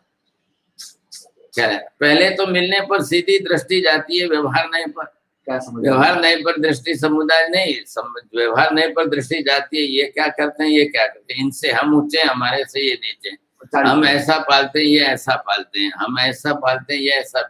अब इसके सिवाय दूसरा नहीं बनता है, एक ही नहीं पर सबकी गाड़ी चलती है, बस वो फिर अपना हम पोसते हैं, वो हम अपना पोसते हैं। ज्ञान विषयक विचारणा करने वाले कौन? अब हम तो दक्षिण में भी थे, तो दिगंबर आचार्यों के साथ, दिगंबर साधु साधु मिले जुले, उनके साथ बैठे रहे, उनके साथ व्याख्यान वाणी सब हुआ, तब दृष्टि वही जाकर बनती है। अब भिवंडी में हम थे और एक उपासना के बाजू में दिगंबर आचार्य थे, अब उनकी बहुत बड़ी तपस्या चलती थी, मैं तो 2 बार नहीं 4 बार गया। फिर उनके पारना के वरघोड़े में गए हम, तो उनका हाथ पकड़ के मैं तो साथ में चला, भाई तपस्वी है। बस मैं जितना उनके साथ घुल मिल सका भैयावच करने की दृष्टि बुद्धि बना करके भी जो मिल सका उस तरीके उन्होंने अपने नए से लिया कि भाई श्वेतांबर महाराज आए, देखो हमारे दिगंबर आचार्य का हाथ पकड़ के सहयोग दे करके साथ में चल रहे हैं, कितनी सेवा करें। मैंने कहा आप करो भाई, मुझे मैं मेरे भाव से कर रहा हूँ, मुझे क्या गलत लग रहा है, क्या मैंने कौन सा गलत कर दिया। अब उनके रीति रिवाज से उनका जो होना है वो होना है, ख्याल आया कि नहीं। अब मैं हाथ छोड़ देता था, उनके स्त्रियां स्पर्श करती है उनके, तो ये स्पर्श करती है, महाराज भी उनका स्पर्श करते हैं, वो जो उनका मोर पीछे होती है उनके पीठ पर डाल करके स्पर्श करके आशीर्वाद देते हैं। हाँ, तो अब ये उनका रिवाज है, उनके तरीके। और जैसे ही रास्ते पर हमारे यहाँ कैसे गौली होती है तो उनके सीधे ही आदमी के लोटे में पानी लेके आएंगे, महाराज के चरणों में डालेंगे। हाँ हाँ, तो वो तो कच्चा ही उनका होता है, उनके लिए उबाला पानी हमने देखा ही नहीं कभी। कुएं में से निकाला और सीधा उन्होंने पिया। तो फिर मैंने ये चर्चा हमने दक्षिण में की थी, तो स्त्रियों ने टच करे एकदम। हाँ, अब स्त्रियां भी उनका टच करती है ना, आहार पानी वही देती है, एक एक हाथ में एक एक कौलिया रखना उनका ही काम है। हाँ, अरे फिर बाद में सब पहुंचना करना भी उनका ही, एक एक गोली ला एक मिलता जो एक बच्चे को, हाँ एक एक बच्चे को माँ कैसे एक बार में कैसे होगा पूरा, एक एक कोलियों में ऐसे हाथ में रखना है ना। अब हाथ खुल जाए तो सब नीचे, ठीक है। हाँ, और फिर हाथ में एक एक रखेंगे और फिर खाना उनको इसी तरह से खाना। अब दूध भी इसमें, दाल भी इसमें तो होता है, हमने तो देखा, खड़े थे हम तो दूध देखा तो पूरा दूध गिर रहा है सब नदी के, वो महिलाएं साफ करेगी। हाँ, और जैसे ही महाराज आते हैं तो आप कैसे सामने जाते हो, गौली निकाल, पहले वो उनकी प्रदक्षिणा करेंगे सब, महिलाएं सब उनकी कलश लेती है सिर पर और उनकी प्रदक्षिणा करते हैं। और वो करने के बाद फिर उनकी आरती उतारेगी, उनके चरण प्रक्षाल करेगी, फिर वो घर में लाएंगे, घर में बैठाएंगे, फिर आरती दीपक करेंगे, उनका फल नैवेद्य, उनको या तो सीधा ही श्रीफल देना है ना, पहले उनका रिवाज है, दिगंबर साधु साध्वी के पास जो भी कोई जाएगा वो श्रीफल चावल हाथ में लेके जाएगा। हाँ हाँ हाँ, तो उनका रिवाज, उनके रीति रिवाज ही है। जब कच्चे पानी का रीति रिवाज है तो आप टच करेगी, चर्चा क्यों करते हो? जब स्त्रियां ही सब कुछ करती है, इतने टोले के अंदर, इतनी भीड़ के अंदर महाराज खड़े और उनको एक एक, ये इधर से दे रहे हैं, वो उधर से दे रहे हैं, ये इधर से दे रहे हैं, वो उधर से दे रहे हैं, तो क्या करेंगे? तो दूध गिरेगा, दाल गिरेगी, प्रवाही गिरेगा, कुछ भी गिरेगा तो शरीर पर। अब यूं हाथ रखा है तो कोनी कहाँ है? अब मारवाड़ी में रेलो उतरे, रेलो कटे जाए, तो रेला आया तो शरीर पर ही आया ना।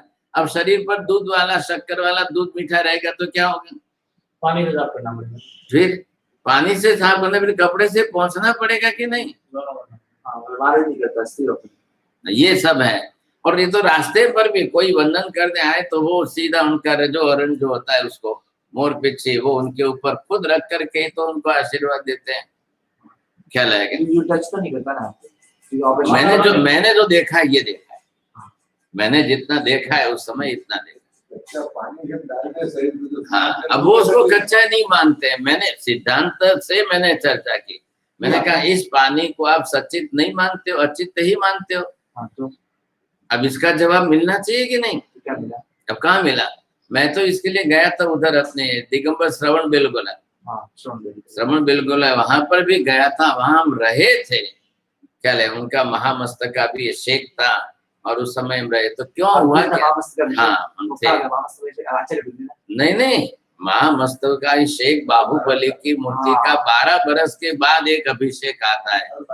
तो उस समय वो मतलब इतने बड़े घड़े के घड़े, आंडे के आंडे पूरे जो है डालते हैं, फिर एक केसर का, फिर दूध का, फिर पानी का, फिर गुलाब जल का, फिर इसका अलग अलग इतने अभिषेक चलते रहते हैं। वो 10-15 दिन तक उनका उत्सव होता है बहुत बड़ा, तो बहुत लोग आते हैं। तो बहुत मतलब 1000 साधु साध्वी उनके होते हैं।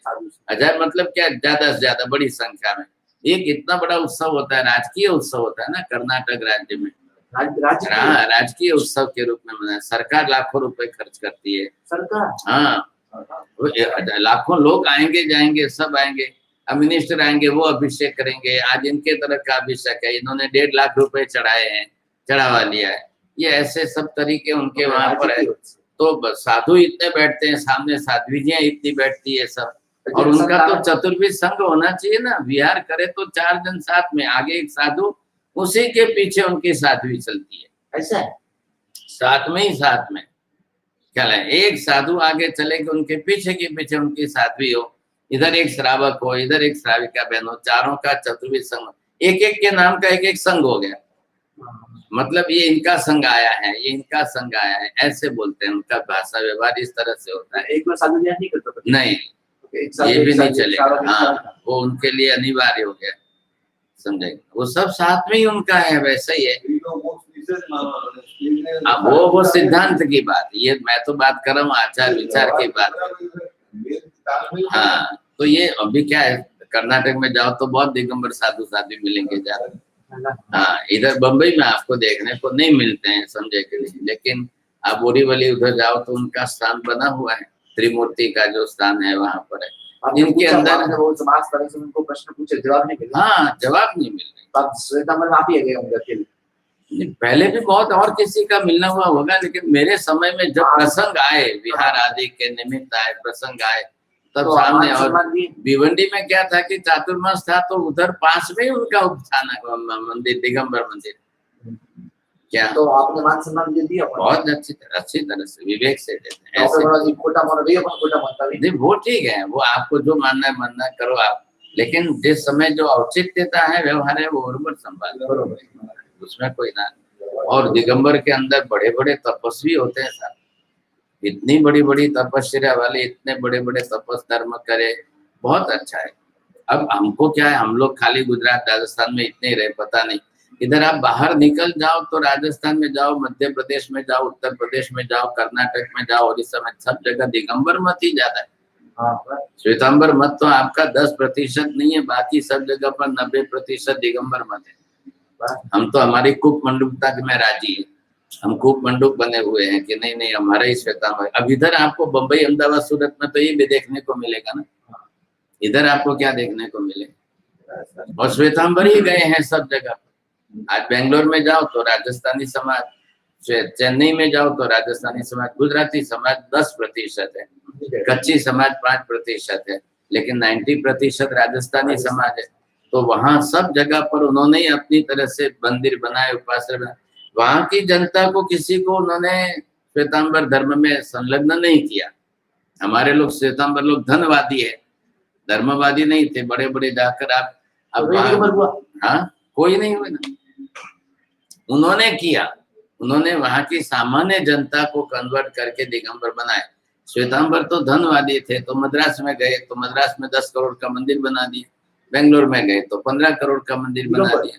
जैन श्वेतांबरों ने क्या है, दिगंबरों के मंदिर भले 15 करोड़ के नहीं हो गए, बहुत किया, बहुत किया। और कर्नाटक में तो क्या था कि राजा ही दिगंबर थे ना उस समय, बहुत वर्षों पहले की बात है। हाँ, उस समय तो राजा ही दिगंबर थे, तो उन्होंने काफी कुछ किया, दिगंबर धर्म फैलाया भी कुछ। कर्नाटक की तो सामान्य जनता जो है वो दिगंबर है। हाँ, आज भी है, आज भी है। अब ये हुआ कि दिगंबर के साधु संत कम रहे, तो दिगंबर की जनसंख्या कम ही सर नहीं, 10 गुनी ज्यादा है श्वेतांबरों से। श्वेतांबरों से आप उल्टा क्यों सुनते हो? अपने से ज्यादा है 10 गुनी। हमारे से 10 गुनी नहीं, 100 गुनी ज्यादा है। आपको अनुभव नहीं है, मालूम नहीं है। आप खाली रहे कितने, बीनमाल से मुंबई तक, आपका तो ज्यादा कुछ हुआ ही नहीं ना। पूरा नॉर्थ टोटल उनका है। जैन बाजी 50 लाख है, कोई टोटल जैन 50 लाख। अब ये हमारी मान्यता है, अनऑफिशियल फिगर। सरकार के लिए फिगर जो है 54 लाख का है, लेकिन अंदर खाने जो अनऑफिशियल फिगर है वो 2 करोड़ के ऊपर का है। हाँ, वो 2 करोड़ के ऊपर का है, लेकिन उसमें सभी संप्रदाय सब आ गए। वहाँ संप्रदाय भेद नहीं है, लेकिन फिर भी है तो राजी होने जैसा नहीं है। 2 करोड़ होने में राजी होने जैसा नहीं, क्या लगे। और सरकारी दृष्टि से 54 लाख है, तो वो लोग जो लिखेंगे भरेंगे उसी में आएगी संख्या। तो जब भरेंगे तब संख्या आएगी, तो उस तरीके से ही होगी, गिनती तो उसी हिसाब से होगी सरकार के लिए। दिगंबर साधु संत कम है, लेकिन उनके श्रावक बहुत है। हाँ, श्रावक श्राविका बहुत है। साधु संत भी अभी तो काफी बड़े हैं, उनकी संख्या तो बड़ी है। समुदाय उनके भी बड़े हैं, अलग अलग समुदाय में दीक्षाएं भी होती है, लेकिन उनकी दीक्षा वो क्षुल्लक ऐलक बनेंगे, फिर बाद में मुनि बनेंगे, फिर त्यागी बनेंगे। वो 4 प्रकार का क्रम उनका अलग है। तो पहले ऐलक क्षुल्लक बनते हैं, लंगोटधारी होती है ना। साध्वी जी, इसी को आर्य का नाम दिया। हाँ, तो वो तो साध्वी शब्द नहीं, साध्वी का आर्य का नियम, व्रत नियम सब यही पालते हैं, लेकिन एक वस्त्र पूरा लपेटेंगे, एक वस्त्र, खाली वस्त्र। हाँ एक वस्त्र, बस वो एक वस्त्र उनको पूरा लपेटना है, कहलाएंगे। लेकिन वो कहलाएंगे आर्य का नाम से। और उनके बाद शब्द प्रचलित हो गया माता जी, बस ये नाम शब्द संज्ञा, एक संज्ञा प्रचलित हो गया, आर्य का माता जी, आर्य का माता जी। लेकिन अच्छा है, त्याग तब काफी ज्यादा है, नहीं ऐसी बात नहीं है, त्याग की प्राधान्यता बहुत ज्यादा है। इसलिए दिगंबराचार्य को तो त्यागी शब्द से ही बुलाते हैं। उनके मुनि के लिए त्यागी शब्द बहुत बड़ा सम्मान है, ये बहुत बड़े त्यागी है, क्योंकि वो अभिगर्भधारी है ना। सब जो भी जाएंगे वो हाथ यहाँ रखकर गोत्री जाएंगे।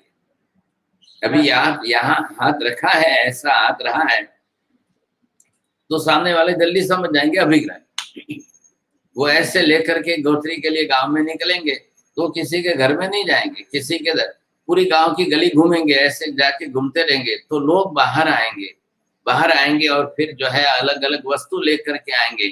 तो वस्तु महाराज के सामने रखेंगे, एक प्रदक्षिणा दे, तो जिस घर के सामने महाराज रुकेंगे, जब तक वो प्रदक्षिणा देते हैं वहां तक रुकेंगे। अब महाराज हाथ नीचे लेते हैं कि नहीं लेते हैं ये देखना। अब कोई लेके आया सुखड़ी लेकर के आया, कोई लेकर आया फल लेकर के आया, कोई ने फल में केला लिया, कोई ने फल में एप्पल लिया, कोई ने जो है मिठाई ली है, कोई ने जो है दूध पाक लिया है, कोई ने बासुंदी ली है, कोई ने अकेला दूध लिया। अब ये सबके घर में वो देख लिया तो समझ गए भी हमारा नहीं है, तो आगे गए। आगे वाले ने फिर रोका, फिर वो प्रदक्षिणा देने लगे, तब तक महाराज ने हाथ नहीं उठाया।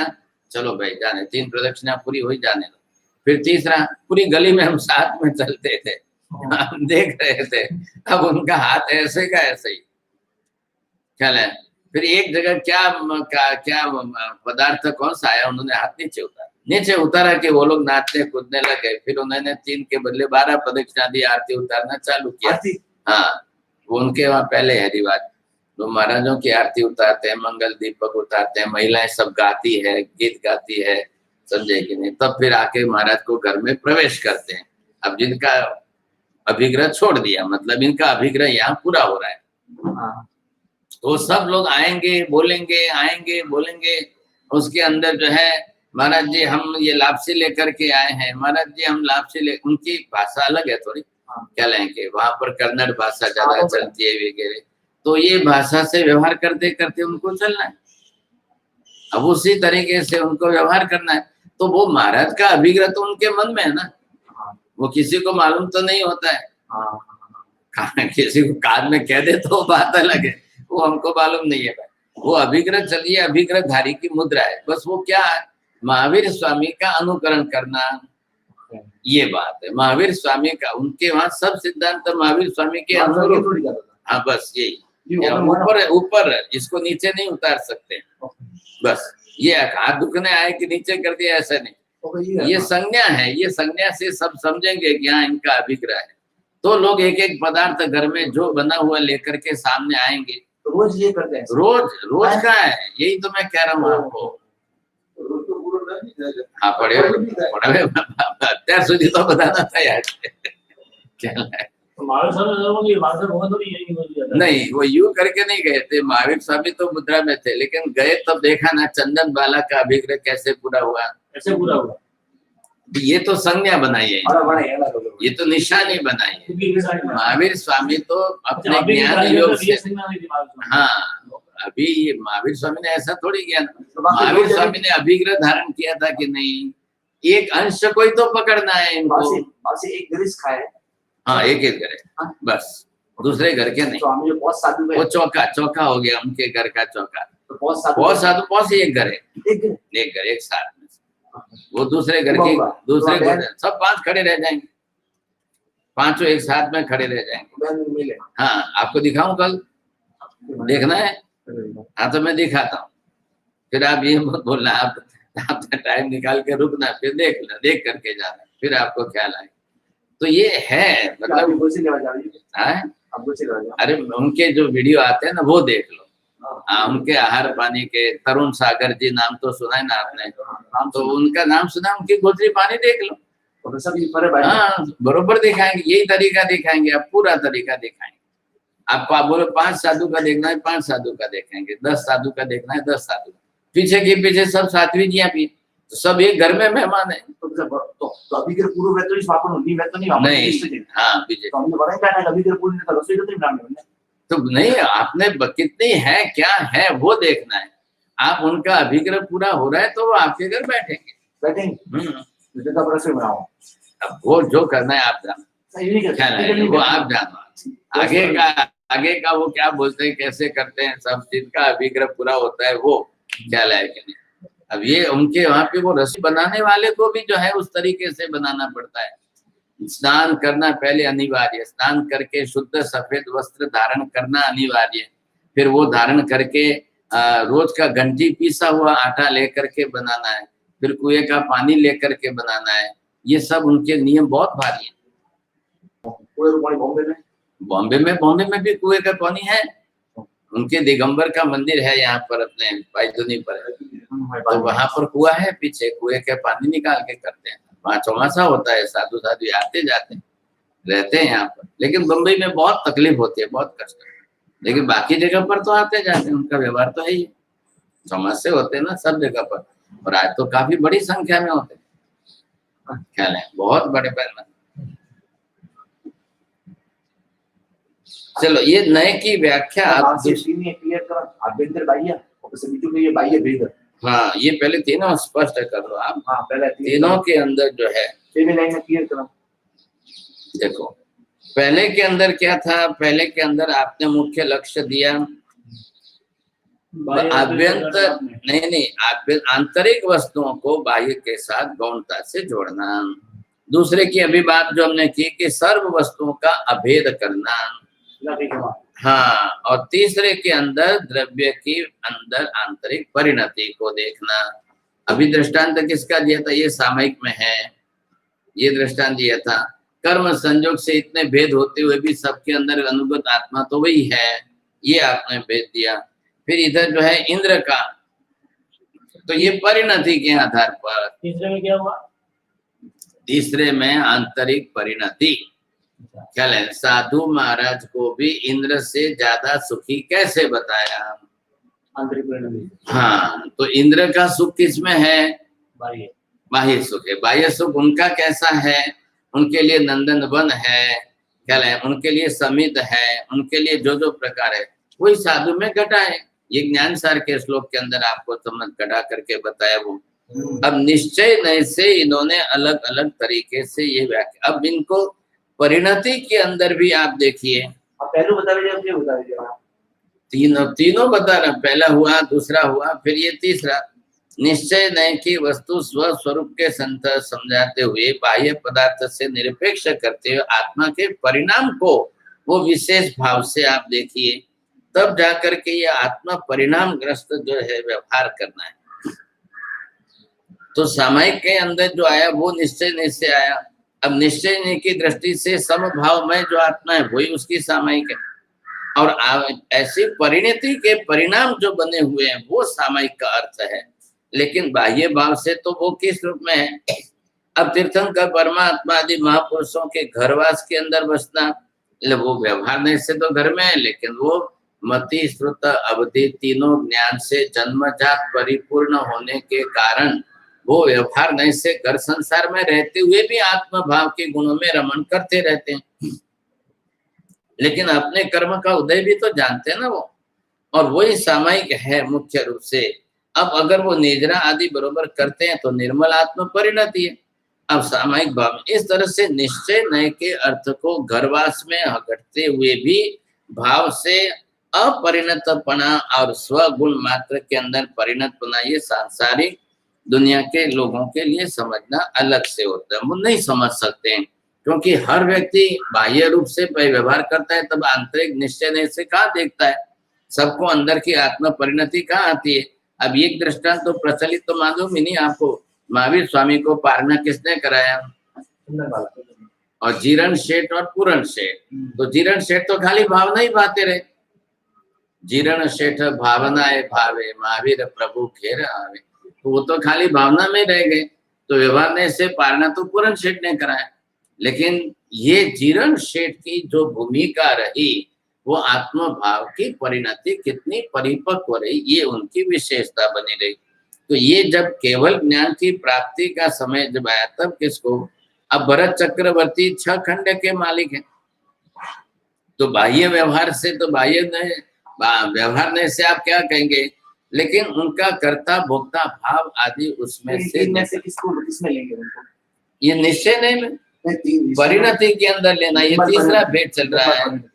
हाँ, तो भरत चक्रवर्ती की बात आई, बाह्य से व्यवहार नय से चक्रवर्ती होकर के 6 खंड के मालिक है, लेकिन आत्मिक परिणति जिस समय आरिसा भुवन के अंदर आए और उनकी जो भावना जो बढ़ती गई और वो शुक्ल ज्ञान की धारा में चढ़ गए, अब उस समय आपको क्या कहना है, उस समय उनको किस रूप में कहना है, भरत चक्रवर्ती कहना कि भरत केवली कहना? भरत केवली। हाँ, तो चक्रवर्ती और केवली परस्पर उभयो हो विरुद्ध धर्मयो हो एकस्मिन् समावेश कथम संभवति? हाँ, तो बाह्य दृष्टि से वो चक्रवर्ती पने में लोग व्यवहार में है, ख्याल है कि नहीं, वो गया नहीं है। कल तक जो चक्रवर्ती कहलाते थे आज क्यों उनको केवली कह रहे हो? तो ये दोनों आप साथ में जोड़िए, अब आपको ख्याल आएगा कि चक्रवर्ती होते हुए भी उनको केवल ज्ञान जब प्राप्त हो गया तब वो केवली स्वरूप में आए, तो अब व्यवहार केवली रूप में करना कि नहीं करना? अगर सर्वथा जो लोग निषेध ही करते जाएंगे तो क्या होगा फिर? तो ये भी निश्चय नहीं की दृष्टि से वो अंदर केवल ज्ञान प्राप्त कर रहे हैं, अब उनका ध्यान लगना, भावना बढ़ना, भावना शुरू होकर के ज्ञान की धारा में जानना, ये कक्षा जैसे उनकी आएगी तब जाकर के ये विशेषता बढ़ेगी, नहीं तो कैसे होगी? ये है लक्ष्य उनका। अब इस तरह से जब ये इनके पर आए तब ये जो है आप परिणति भरत महाराजा बोले भाई यदि कोई नहीं है तो निर्मल परिणति में व्यवहार कांति निश्चय નથી, ओके हमें आभ्यंतर ने बाह्य એટલે આભ્યંતર ખૂબ સમજો એક મન મુનિ है, આભ્યંતર ભૂમિકા રે માં ચક્કા કુંઠાણે में રમી ગયા, બાહ્ય થી પણ બાહ્ય આરાધના કરી ગયા, તો આભ્યંતર બાહ્ય એ ત્રીસરું ठीक है, मैं બે બોલ્યા બરાબર बराबर है, वरना आभ्यंतर प्लस बाह्य है, निर्मल परिणति में बाह्य नहीं है। भरत महाराजा, मरुदेवी माता, सैनिक महाराजा वगैरह वगैरह वगैरह, और निर्मल परिणति में व्यवहार कांति में अपन आप इसको मत पकड़ो, फिर आप इधर बोल रहे हो इधर का, बैठा रहे इधर का। इसमें आंतरिक जो है आभ्यंतर का आंतरिक भाव आंतरिक लक्षण पूरा होते हुए भी बाह्य से अभेद बना रहे। हाँ, तो निश्चय नहीं कि अंदर बाह्य से भी वो अभेद बना करके रह रहे। तो ये आभ्यंतर भी बराबर है और बाह्य से भी बराबर है, ऐसे ही हुआ इसका मतलब। क्यों इधर का शब्द क्यों छोड़ रहे हो? मुख्य गौण भाव को लो। इन्होंने क्या लिखा है, आंतरिक वस्तु न उपचार थी बाह्य अर्थ साथे जोड़े और सर्व वस्तुओं के साथ अभेद कर रहे हैं। ये सर्व वस्तुओं के साथ जो है अभेद कर रहे हैं, यहाँ पर इनको अभेद है। हाँ, अब ये क्या देख रहे हैं आपने अपनी तरफ से, पहले के अंदर आंतरिक वस्तुओं के साथ प्राधान्यता है और उपचारता मतलब गौणता अन्य पदार्थों में बाह्य के साथ। अब बाह्य के साथ अभेद भी कर रहे हैं, अपन खुद जो है उस पदार्थों के साथ वैसे तादाद में बने रहते हैं और फिर परिणति उनकी परिपक्व होती रहती है। तो तीनों के साथ करो। अब भरत चक्रवर्ती का एग्जाम्पल है, तो भरत चक्रवर्ती वेश धारक से कौन से है, किस रूप में है? संसार, बरोबर। अब उस समय उनकी उसमें बुद्धि नहीं है, वेश में बुद्धि नहीं। हाँ, देहाकारता बाह्य रूप से वो वेश धारण करके चक्रवर्ती के 6 खंड में तो है ये कि नहीं?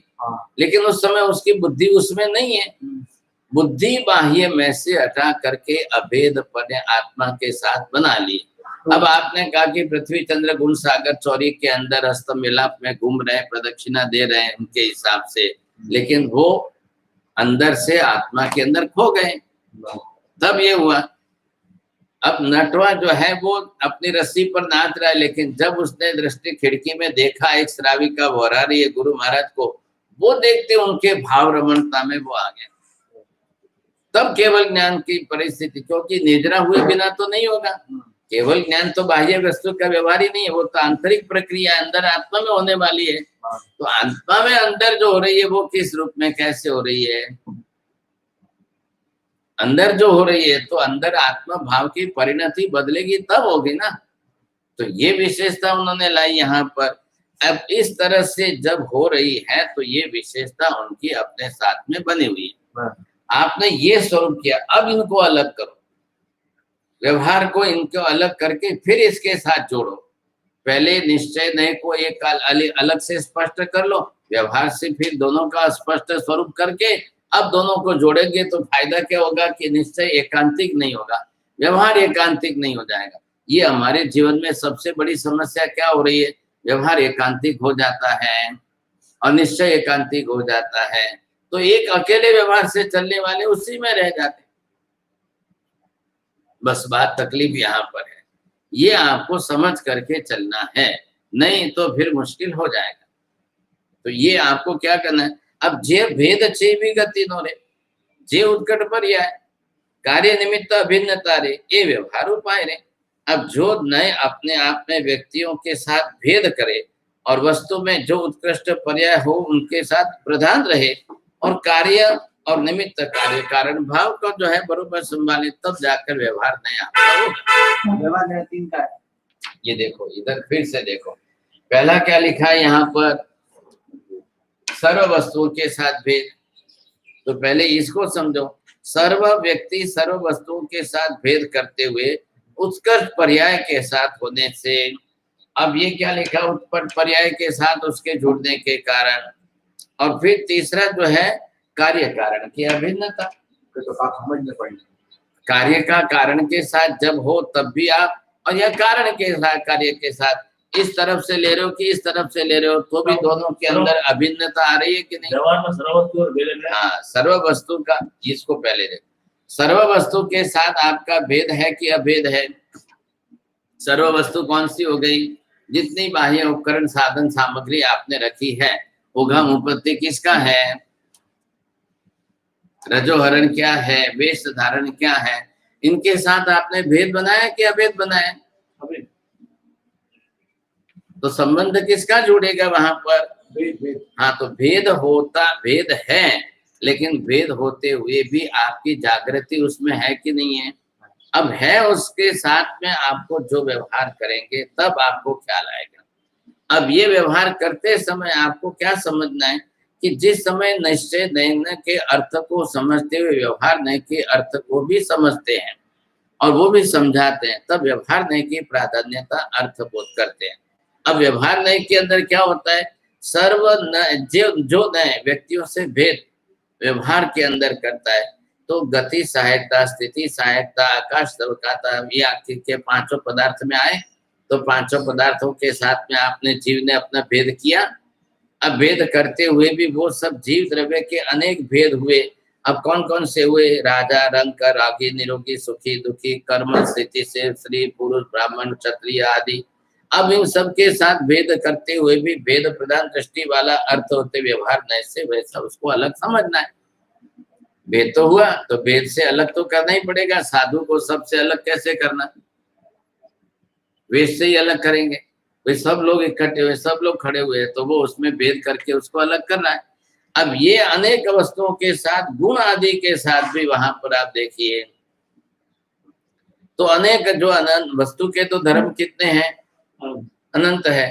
अब अनंत में से आप गौण भाव से किसको करें और उत्कट भाव पर्याय से किसको करें, ये देखो, ये उत्कट पर्याय है। अब आपने अनंत धर्मों को देखा और किसको आप गौण और मुख्य कर रहे हो, ये पहले आपको देखना है। तो गौण उत्कट पर्याय को देख करके जो प्रतिपादन होता है उसमें विशिष्ट पर्याय का जो ज्ञान होता है, उत्कृष्ट पर्याय जो आपको सामने आती है, लोक में प्रसिद्ध पर्याय क्या, उससे व्यवहार तय के अंदर आपका चल रहा है। अब आप गोथरी पानी लेने गए, अब साधु गए तो पहले लोग क्या समझेंगे, भाई घर आए तो क्यों आए, गोथरी पानी के लिए आए। अब व्यवहार प्राधान्यता हुई, आप ना कहो, कार्य कारण भाव बताओ, मैं गोथरी के लिए नहीं आया, अब आपका व्यवहार बदल गया। पर्याय अब बाहर की साधन सामग्री लिए, तो उसमें आपको किसके साथ जुड़े हैं, अब सब गुण होते हुए भी पर्याय में आपको कौन सी क्रिया चल रही है, किस क्रिया को आप प्राधान्यता दे करके कर रहे हो। तो ये अनेक धर्म होते हुए भी जिस पर्याय के अंदर आप उत्कट पर्याय में रह करके प्रधानता से बाकी के गौण हो गए। तो साधु गए, गोत्री के लिए गए हैं कि आप किसी को सुख साधना के लिए गए, कि वास्किप डालने के गए, मंगलिक सुनाने के लिए गए, निजामना कराने के लिए, आराधना करा।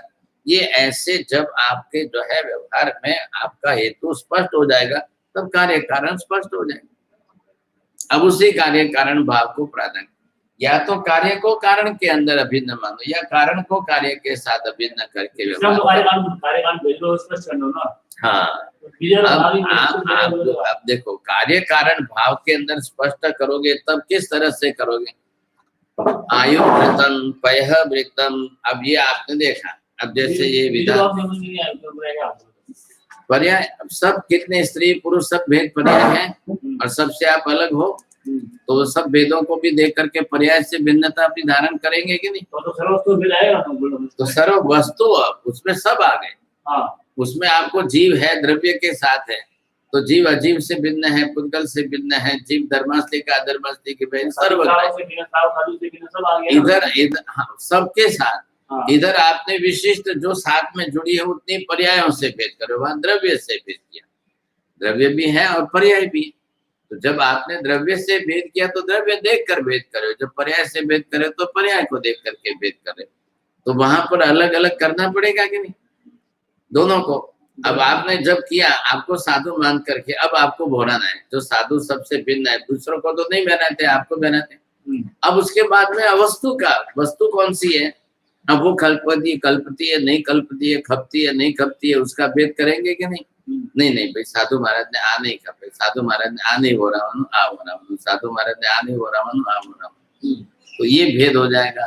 फिर पर्याय को पदार्थों के साथ भी, ये द्रव्य के साथ हुआ तो ये पर्याय के साथ हुआ। कार्य कारण की अब फिर कार्य कारण के अंदर कार्य कारण भाव कैसे लाएंगे।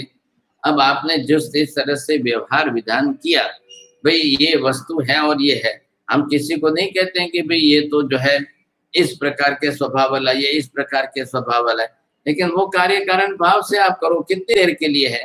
आयुर्घृतम, अब आयुष्य को घी को आयुष्य का कारण माना, तो कार्य कारण भाव से उपचार आप कैसे करेंगे। तो वहां पर कार्य कारण भाव है, घी आयु रूप में नहीं है, घी आयुष्य वर्धक है, ऐसे कारण भाव में आपको जोड़ा। पयो वीर्यम, अब दूध के अंदर शक्ति है तो वो आपने किस रूप में धारण की है, ये देखना है आपको। ये व्यवहार नहीं के भेद हैं। इम बहु विषय निराकरी रे कर्ता तस संकोच, केवल बालक बोधवारे देव से न आलो। अब इस तरह से ये जो है देवसेन जी के कृत नए चक्र ग्रंथ दिगंबराचार्य ने जो लिया है, तो बहुत विषय उन्होंने अपनी तरह से लिया, लेकिन बहुत विषय लेकर के उसमें कई विषय जो छोड़ने जैसे वो छोड़ देने चाहिए, और कई विषय जो ग्राह्य होते हैं तो उसको समझ लेने चाहिए। उसमें कोई इसका विचार का केवल जो है जिस तरह से उन्होंने किया, तो उन्होंने प्राथमिक कक्षा का किया। प्राथमिक कक्षा का होने से वो नए की प्राथमिक भूमिका को समझाता है, न कि नए की विशेष गरिमा को। क्योंकि नए के अंदर जैसे आप समुद्र में गए तो समुद्र के ऊपर की सतह पर देखते रहे, वहां तक आपको गहराई नहीं समझ में आएगी। समुद्र की गहराई कितनी है, समुद्र का भी पानी पानी है, सरोवर का पानी भी पानी है, तो वहां पर पानी की स्वच्छता इतनी है कि नीचे 50 फुट नीचे पड़ा हुआ सिक्का भी आपको चमकता हुआ दिखता है। वो चीज समुद्र में क्यों नहीं आती है, क्योंकि समुद्र जो है खौलता हुआ पानी है, वहां स्थिर पानी नहीं है। पानी तो पानी है, लेकिन स्थिर पानी नहीं होने से वहां वो खौलता हुआ रहता है, तो आपको कुछ भी स्पष्ट नहीं होना है, ये बात है। तो ये इन्होंने इम बहुविध नए भंग रे। अब नए का विषय ऐसा है कि भेद उपभेद भेद प्रभेद इतने होते जाते हैं, इतने होते जाते हैं, अच्छे अच्छों के विवेक में ख्याल में नहीं रहता। और भेद प्रभेद होते हुए भी एक दृष्टि से फिर समझाओ तो भेद, और दूसरी दृष्टि से समझाओ तो फिर अभेद हो जाता है। ऐसी स्थिति को उनको जो है नए भंग बहुत है। एक त्रिविध पयथरे, आपको पहले ध्यान रखना है, पदार्थ द्रव्य गुण पर्यायात्मक है। पदार्थ को पहले स्वरूप को स्पष्ट करिए। लक्ष्य आपका है कि द्रव्य गुण पर्यायात्मक पदार्थ स्वरूप जो है वो और अनंत धर्मात्मक वस्तु है। और ये तो कथन पद्धति है, कथन पद्धति है, भाषा पद्धति है, कहने के लिए अपना अभिप्राय। अब आप किस समय किस आशय से कह रहे हो, आप किस समय किस नय से कह रहे हो, ये आपका आशय वहां पर प्रधान रूप है, वो प्राधान्यता आप देखो। पर को हर को हेड़ ले रे, अब उससे आप जो है पदार्थों का स्वरूप परीक्षा करके देख करके आप स्पष्ट करिए। सुजस लही परमर्थ रे। अब सुयशव जी महाराज कहते हैं कि आप परमार्थ को प्राप्त कर सकते हो, परमार्थता की विशेषता इस पर लाइए।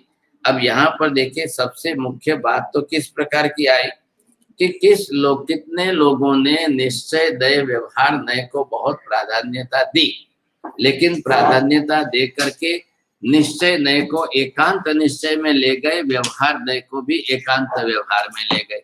निश्चय से व्यवहार को अलग कर दिया, व्यवहार से निश्चय को अलग कर दिया, और एकांतिक करके फिर उसको बदनाम कर दिया हमने। क्या है निश्चय व्यवहार नय गलत नहीं है, निश्चय नया व्यवहार नय भी तो दृष्टि में ही है ना। उसको आप निश्चय नया व्यवहार नय को सिद्धांत बनाकर चल जाओगे तो मुश्किल हो जाएगा, और फिर जो लोग एकांतिक सिद्धांत बना देंगे तो वो और मुश्किल हो जाएगा। ऐसे एकांतिक आपको नहीं बनाना है, बात इतनी सी।